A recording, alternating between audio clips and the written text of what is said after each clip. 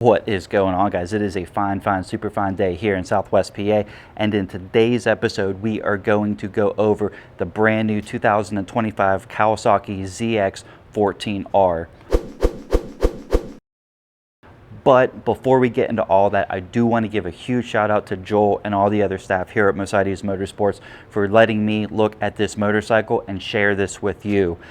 They have pretty much given me access to anything that they have in their dealership, which is really cool. Even this boat, if you want to see this boat, let me know in the description and we will go over this freaking boat with you. Did they even pick up? I don't know, don't care. But they are quickly becoming Pittsburgh's #1 power sports dealership, and that is for a reason.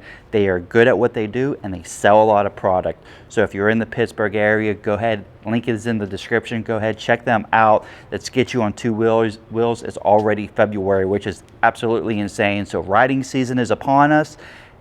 If you're going to get a bike here, get it quick, because I'm actually kind of nervous. I'm doing a comparison video between a 650 and a 500, and I hope it's there next week because they will sell bikes that quick. So again, link is in the description. Go ahead and check them out.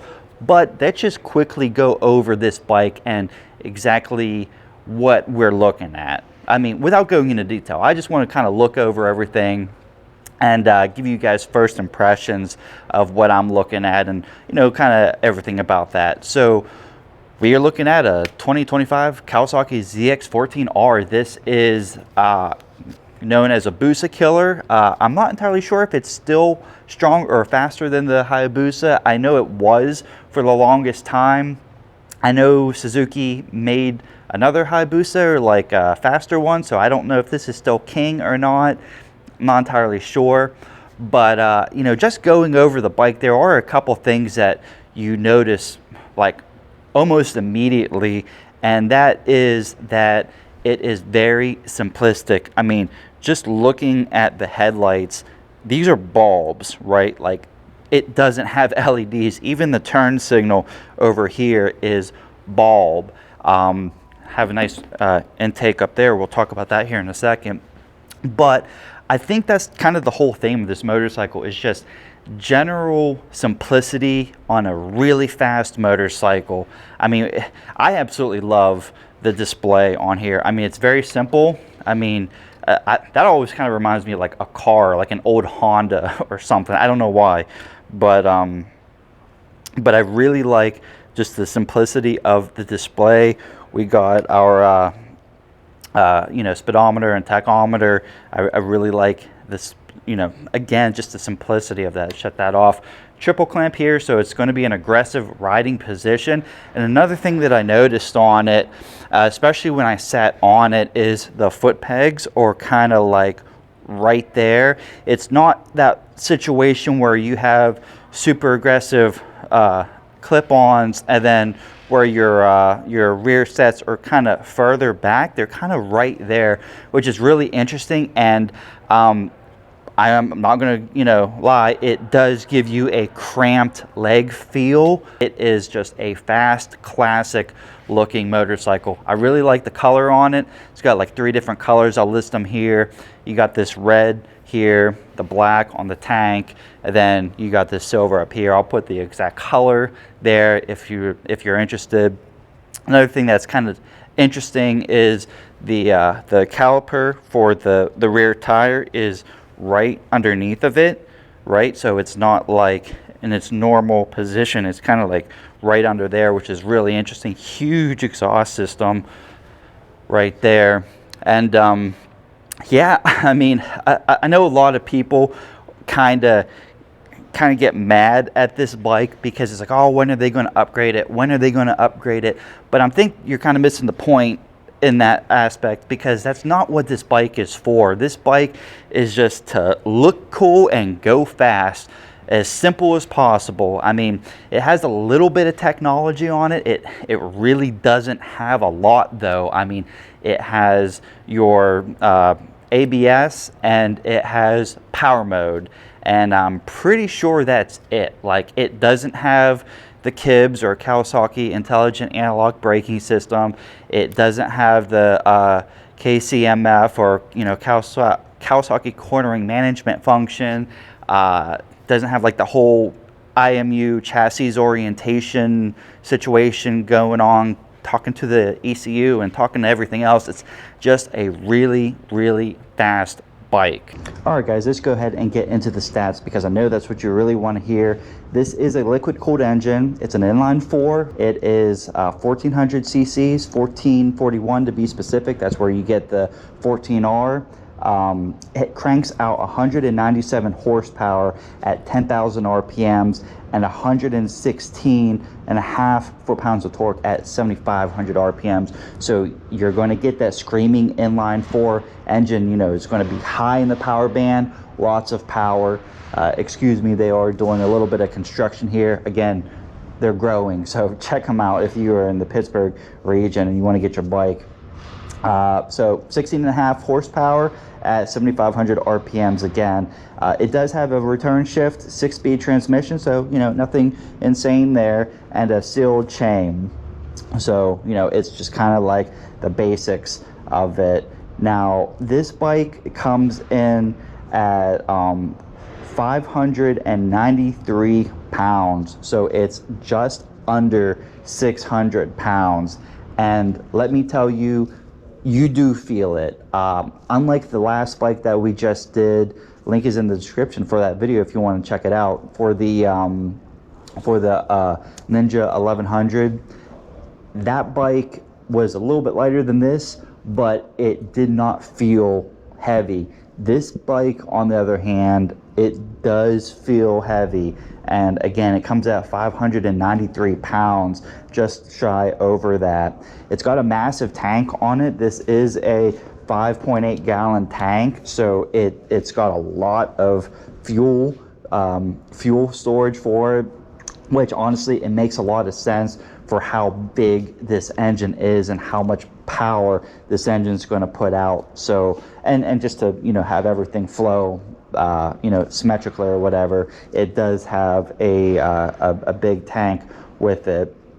The seat height is kind of interesting. It's 31.5 inches high. Okay, I believe I'm just trying to compare the Ninja 1100 because I just did it.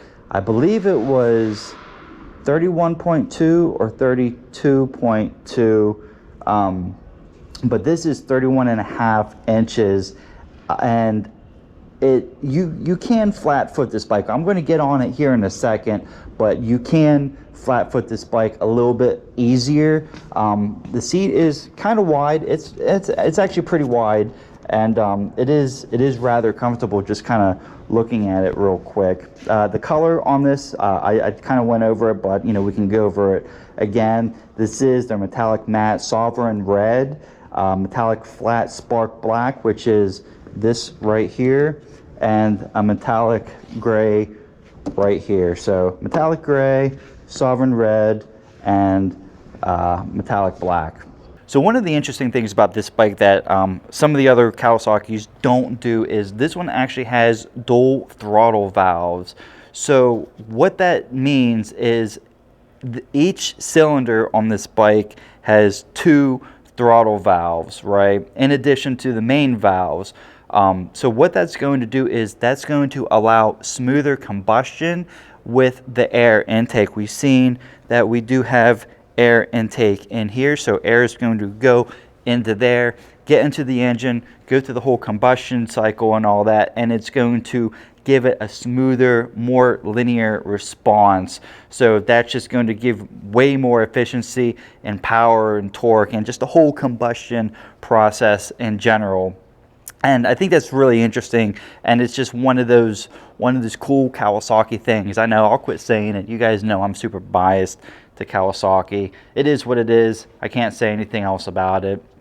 It does have, like we previously mentioned, power modes, so full power mode and low power mode, and you can alternate between those, as we just said. The Kawasaki traction control, we already talked about that. 0, 1, 2, and 3, where 0 is off, 3 is the most traction control, so your whole rain situation and all that stuff.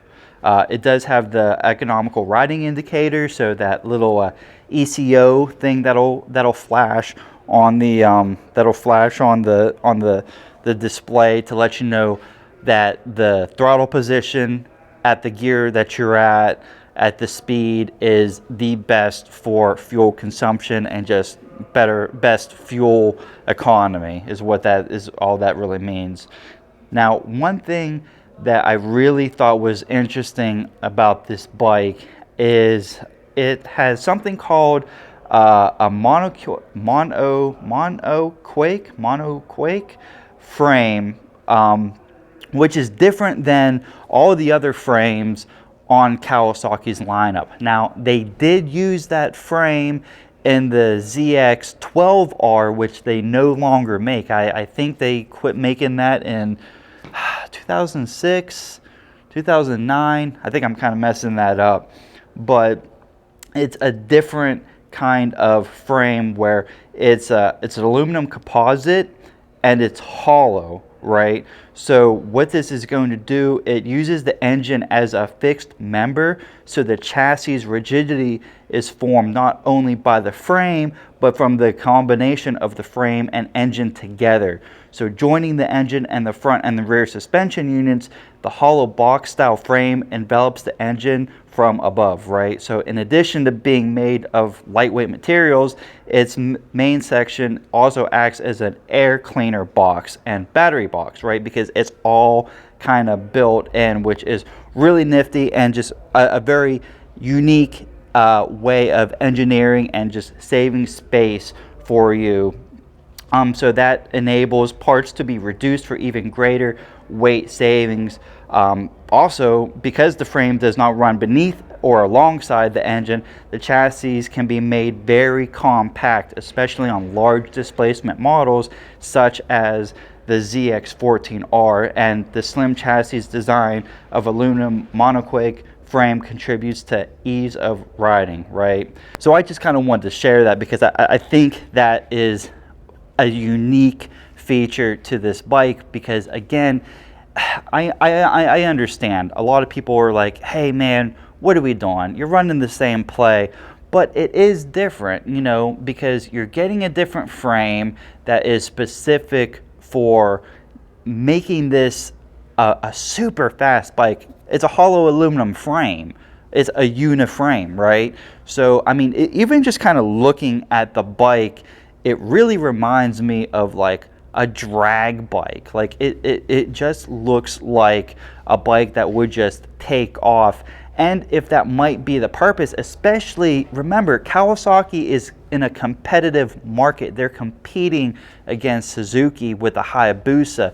So them changing that frame to aluminum hollow, monoclick, mono whatever you want to pronounce it, that saves weight saves time on the track. Not to mention, again, as we said, it allowed for you to move things around and orient things in a different kind of manner that just makes it work better for Kawasaki. All right, so going to the front of the bike, we do see some nice work that we can talk about here quickly. So these are 120/70/17 tires. These are a Bridgestone Battle Axe Hypersport S20F tire. So you have a really good tire. I'll show the rear tire whenever I show it because it'll give you a little better. It's kind of a weird position here, but they are really good tires. I personally run Battle Axe on my bike, not these specific Battle Axe. I run T32s because I do a lot of rain riding and just touring riding.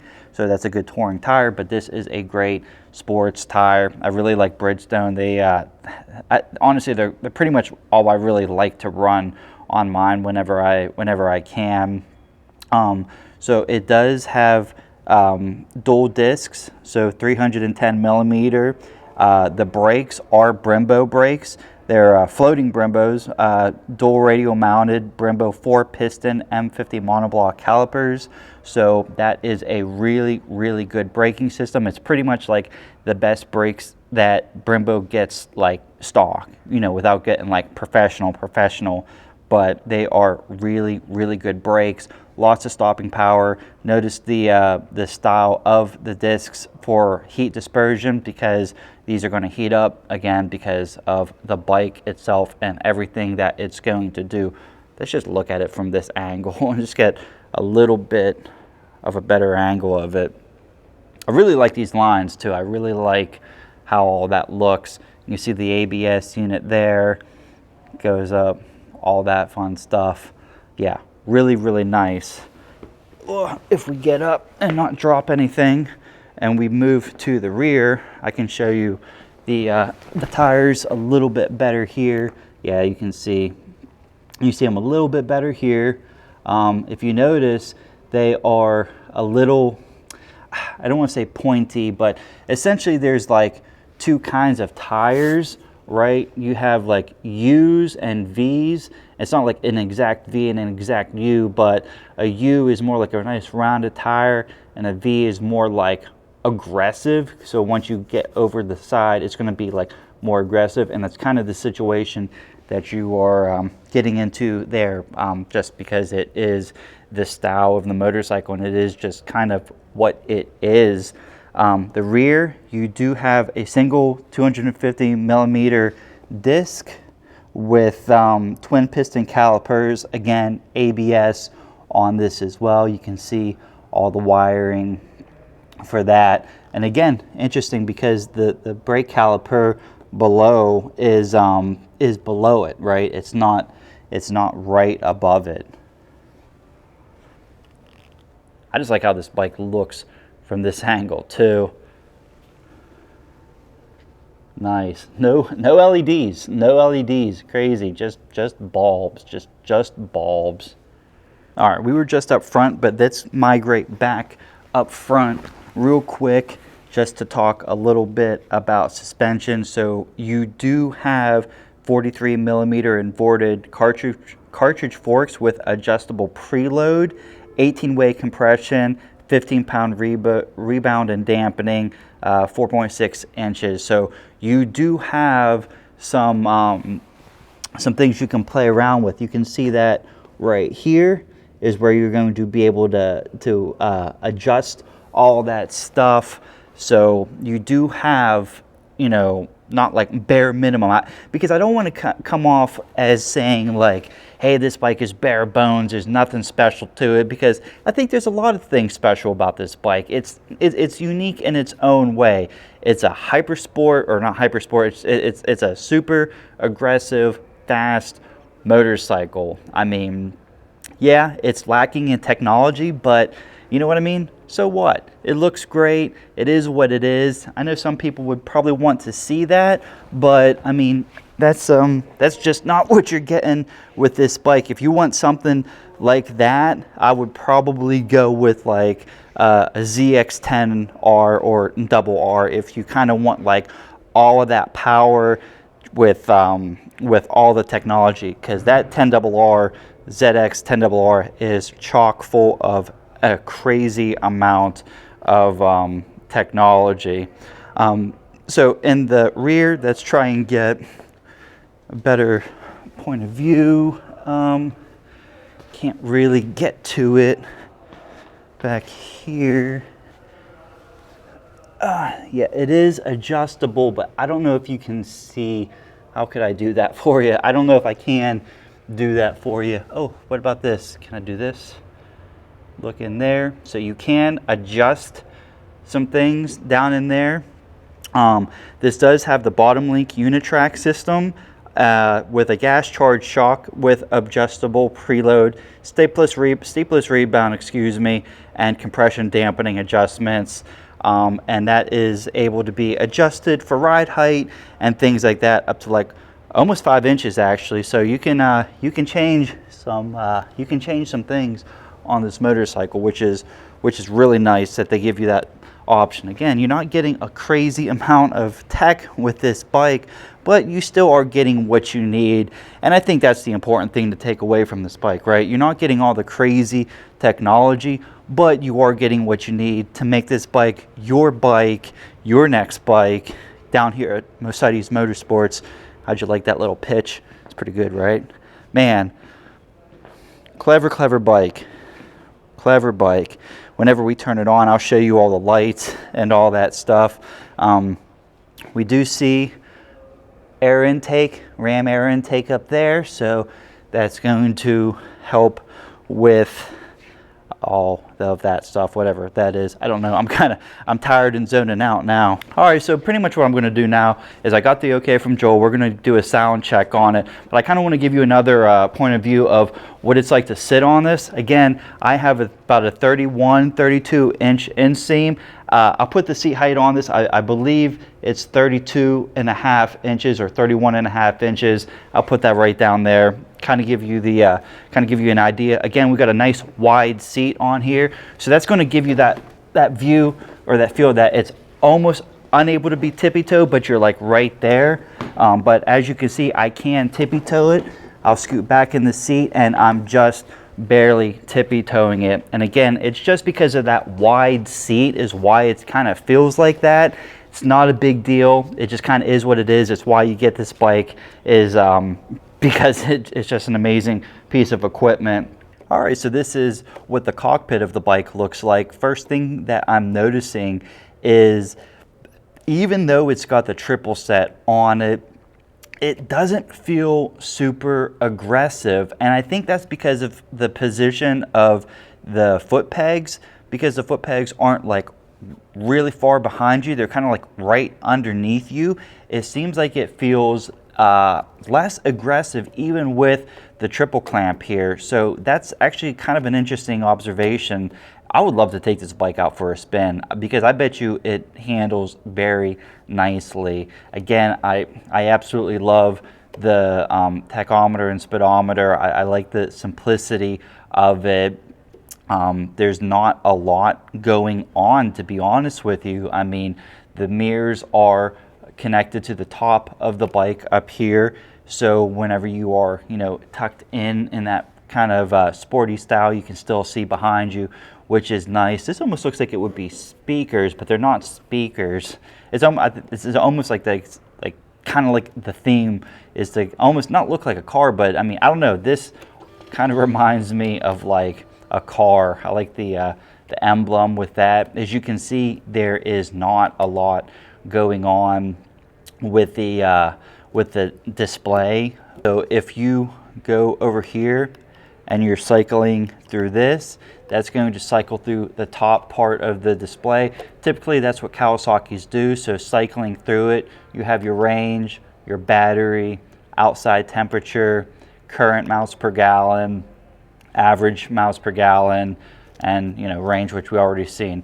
We do have a gear indicator, so that's very nice. It's nice that they give that to you. You also do have a fuel gauge over here. I didn't think it had one at first because I couldn't see it.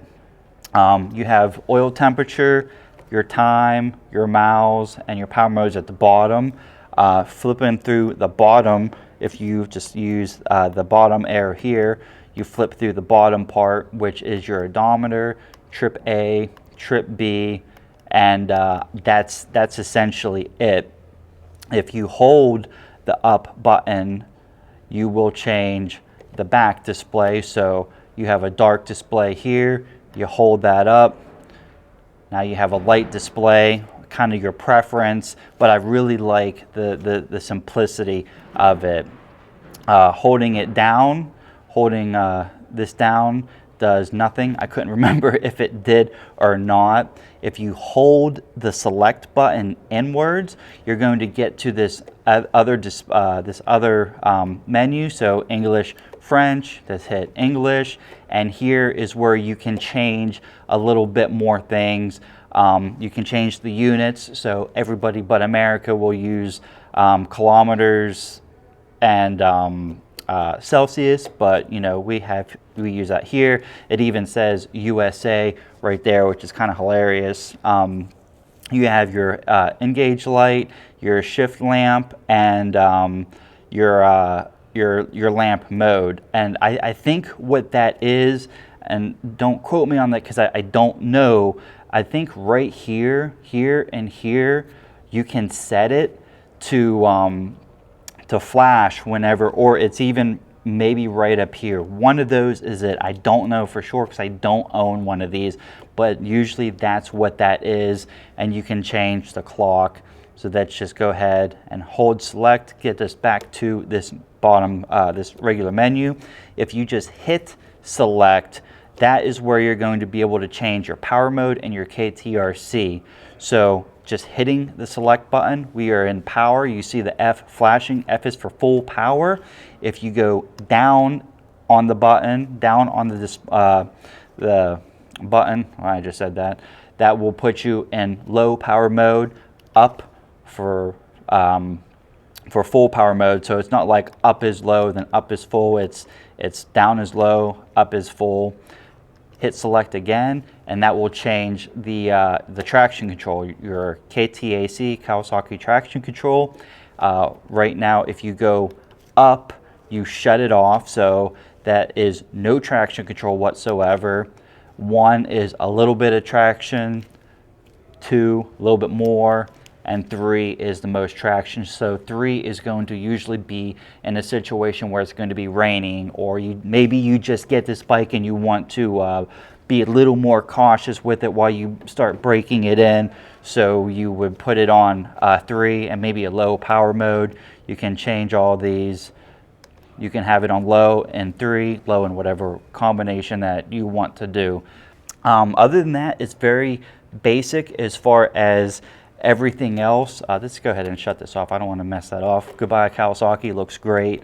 The levers are adjustable, as most Kawasaki's rather. You can just change that for the distance. I did notice with the clutch, it's very smooth. Last time I was here, I started it from back there and came up here, and I did notice that it was very engaging. Like, it's a powerful bike. This is not a little motorcycle. This is not a beginner bike. It is a powerful bike. I think, but all in all, I really like it. I like the let's see where we're at. How's this look? I like the tank. I like how wide the tank is. My leg is pretty tucked into it. But I will say it's heavy, and it doesn't even have all the fuel in it. It actually has like no fuel in it, and it is pretty heavy. But we're gonna go ahead, we're gonna do a sound check on it, and we'll let the bike run for a little bit and let you hear what it sounds like, because I actually forget what it sounds like.